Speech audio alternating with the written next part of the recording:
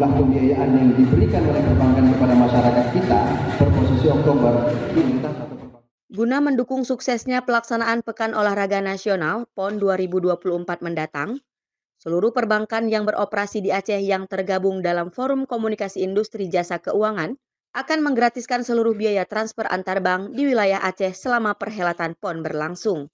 Terkait persiapan sektor perbankan dan layanan keuangan menghadapi PON 2024, Kepala Otoritas Jasa Keuangan OJK Aceh, Yusri, mengatakan hal itu dilakukan sebagai bentuk komitmen FKIJK untuk mendukung penuh acara multi-event terbesar itu, sehingga atlet dari luar atau wisatawan dapat bertransaksi dengan mudah. Perbankan juga akan terus melengkapi jaringan kantor, serta layanan ATM, sistem, dan kesiapan keuangan.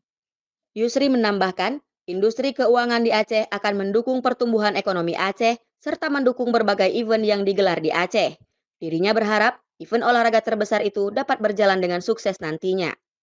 Tahun depan kita akan melakukan PON. Artinya apakah siap industri keuangan yang ada di Aceh itu mensupport kegiatan PON itu?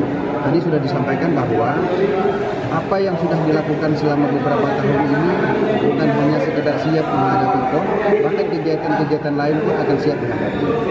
Siapapun yang datang ke Aceh, siapapun yang akan menikmati tentang suasana Aceh untuk berolahraga, atletkah dia, pelancongkah dia, insya Allah teman-teman dari industri keuangan siap untuk mensupport. Support itu dalam bentuk apa? Pertama jaringan kantor, kita akan terus penuhi, kita akan terus lengkapi. Yang kedua layanannya, layanan ATM-nya, kesiapan sistemnya, kesiapan uangnya, mudah-mudahan akan terus mengakomodir. Ini semua teman-teman perbankan akan mensupport selama penyelenggaraan PON, biaya transfer yang terjadi antar bank yang ada di Aceh ini oleh pelaku-pelaku yang ada di Aceh kita bebaskan. Nah ini insya Allah menjadi sebuah semangat bagi kita bahwa kita membangun ekonomi Aceh, kita ingin ekonomi Aceh tumbuh, kita jadi dia akan mensupport segala event-event yang akan dibuat di Aceh. Insya Allah bisa berjalan dengan baik. Itu komitmen dari teman-teman perbankan dan industri keuangan.